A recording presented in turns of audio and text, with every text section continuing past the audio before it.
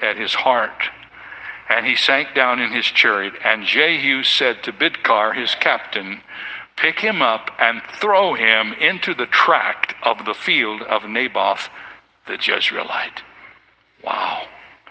That is an incidental thing that happens to be the fulfillment of a prophecy that Elijah had made. Through Elijah, the Lord also promised that dogs would eat Jezebel by the wall of Jezreel. Here's how the Bible describes Jezebel's end. Now, when Jehu had come to Jezreel, Jezebel heard of it, and she put paint on her eyes and adorned her head and looked through a window. And as Jehu entered at the gate, she said, is it Zimri, murderer of your master? And he looked up at the window and said, who is on my side? Who?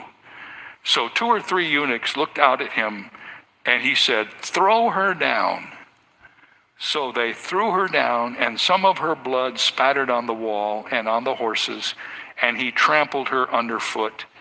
And when he had gone in and ate and drank, then he said, go now, see to this accursed woman and bury her, for she was a king's daughter. So they went to bury her, but they found no more of her than the skull and the feet and the palms of her hands. Wow. Finally, Elijah announced to Ahab that the Lord would bring disaster on him and destroy every one of his male descendants. That too came true. 2 Kings chapter 10. So it was, when the letter came to them, that they took the king's sons and slaughtered 70 persons, put their heads in baskets, and sent them to Jezreel. Whew. That's heavy.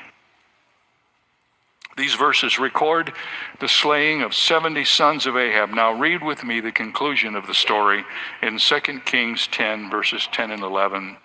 Know now that nothing shall fall to the earth of the word of the Lord, which the Lord spoke concerning the house of Ahab. For the Lord has done what he spoke by his servant Elijah. So Jehu killed all who remained of the house of Ahab in Jezreel, and all his great men and his close acquaintances and his priests, until he left him none remaining. In his book, Why I Am Not a Christian, the skeptic Bertrand Russell admitted that the primary reason he could not be a Christian was because Jesus believed in hell and taught about it in one verse after another, again and again. Russell called Christ's belief in the wrath of God the one serious defect in Christ's moral character. I cannot tell you how many